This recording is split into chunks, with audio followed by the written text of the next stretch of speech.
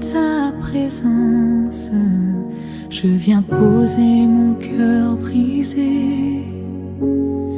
Toi le pain de l'espérance. Mesdames, Messieurs, bonjour et bienvenue. C'est en 1264 que le pape Urbain IV a officialisé au sein de l'Église catholique la célébration du très saint sacrement, corps et sang de notre Seigneur Jésus-Christ. La doctrine est que le Christ est réellement et totalement présent dans le pain et le vin consacrés. Cela nous interroge sur notre manière de préparer nos Eucharisties. Comment nous tenons-nous chaque dimanche devant Dieu? Allons y découvrir l'enseignement du Christ à propos de son corps et de son sang dans l'évangile de ce jour et retrouvons-nous après. Ton amour brûle dans l'hostie, flamme douce, feu éternel.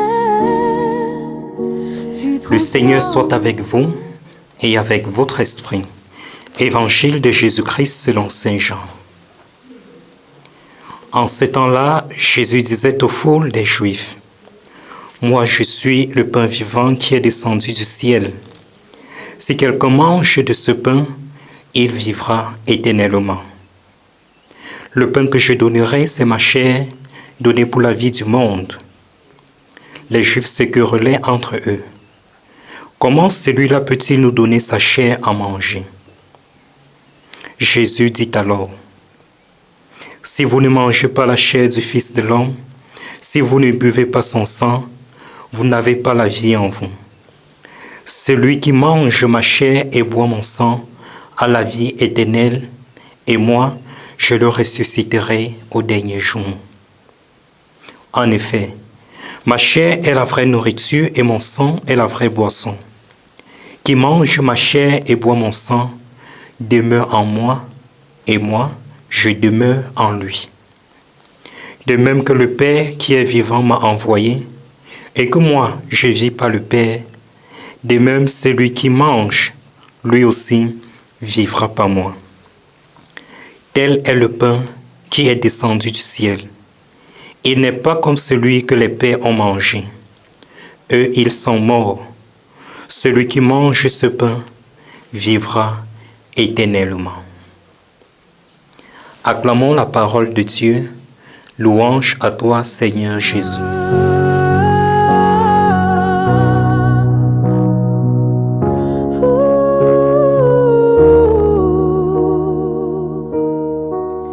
Bien-aimé du Seigneur, loué soit Jésus-Christ, à jamais. En ce jour où l'Église célèbre le très saint sacrement du corps et du sang du Christ, nous sommes réunis pour contempler ce grand mystère. Le Seigneur s'est fait pain pour nous et demeure réel au milieu de son peuple. Les textes d'aujourd'hui, de la manne donnée au désert jusqu'à la parole vive de Jésus, nous guident vers une compréhension à la fois profonde et exigeante de l'Eucharistie.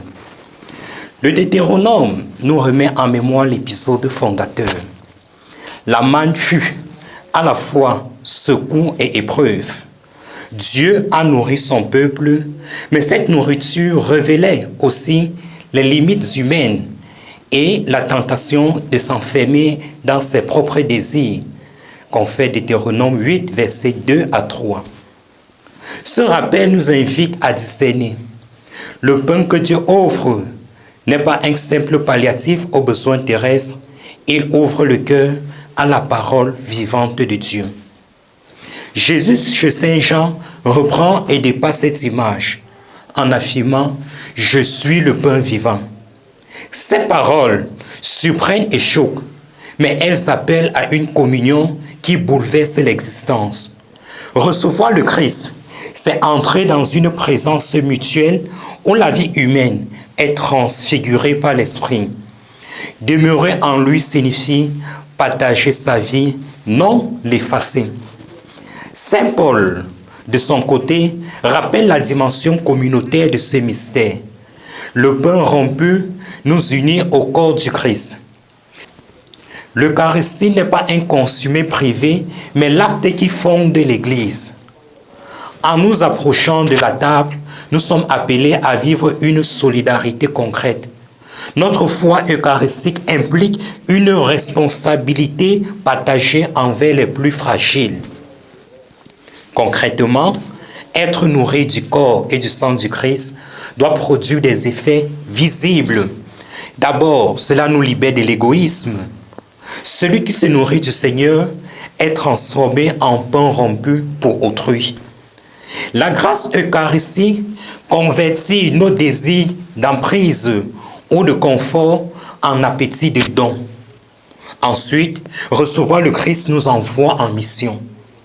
La communion nous engage à servir, à réconcilier et à témoigner par des gestes concrets de justice et de miséricorde auprès des pauvres, des blessés de la vie et de ceux qui cherchent la paix. Que nos cœurs s'ouvrent donc à ces dons, qu'ils nous transforment intimement et nous poussent à rendre visible autour de nous la tendresse du Christ. Il faut aussi affronter les difficultés de ce mystère. Beaucoup d'hommes et de femmes aujourd'hui, même parmi les baptisés, sont troublés par l'affirmation de la présence réelle. Le langage même de Jésus, « Mangez ma chair, bois mon sang », heurte des oreilles modernes. Pour répondre à ce trouble, 3 attitudes complémentaires s'imposent: la patience, la raison et la pédagogie de la foi. Patience parce que la foi n'est pas une prise de possession immédiate, non. Elle naît et mûrit dans le temps, souvent après des questions et des résistances. Raison parce que la foi n'oppose pas vérité et intelligence. Le mystère eucharistique peut être présenté par des chemins historiques, scripturaires et théologiques qui aident l'intelligence à saisir la compréhension d'un événement enraciné dans la parole devenue chair. Pédagogique de foi enfin, parce que l'annonce doit être progressive, proche des vies concrètes. Il faut expliquer ce que signifie présence réelle. Non pas une magie matérielle, mais une présence sacramentelle et personnelle du ressuscité. Et montrer que ces effets sur la vie communautaire et morale peuvent nous amener à adopter une conduite nouvelle. Cela suppose de donner des raisons de croire sans craindre les questionnements, offrir des catéchèses claires et vivantes, créer des temps d'adoration et de silence où l'on peut goûter la paix en présence de la personne de Dieu devant nous, qui est l'Eucharistie. Cela nous conduit à faciliter l'accès à une vie cohérente. Le mystère eucharistique ne se défend pas seulement par des arguments. Il se montre par la charité des cœurs transfigurés, par la communauté où le pain rompu devient partage envers les pauvres. Enfin, n'oublions pas que le scandale apparent des paroles de Jésus est une invitation. Il nous appelle à sortir de nos présentations utilitaristes du sacré et à entrer dans une relation vivante avec Dieu. À ceux que la formule choque, répondons par l'accueil patient, l'écoute des doutes et l'accompagnement. La foi eucharistique se reçoit dans l'humilité. Reconnaître que notre raison a des limites et que la révélation nous ouvre à une vérité plus vaste que nos catégories humaines. Ainsi, accueillir et former beaucoup pourront passer de l'étonnement à l'adoration et à la perplexité et à la fidélité. Voilà pourquoi nous devons nous interroger à chaque fois que nous nous approchons de la table de l'Eucharistie. Dans quelles conditions est-ce que je me présente devant le Saint-Sacrement? Dans quelles conditions est-ce que je me présente devant le Seigneur pour recevoir le corps du Christ? N'oublions pas, si nous recevons injustement le corps du Christ, c'est notre propre condamnation que nous prenons. Mais si nous recevons le corps du Christ dans un état de grâce, il produira en nous confiance, amour et fidélité. Demandons la grâce au Seigneur en ce dimanche, de nous rendre toujours dignes devant lui, afin d'être au quotidien ce que nous prenons au cours de chaque Eucharistie, le corps du Christ. Loué soit Jésus-Christ à jamais.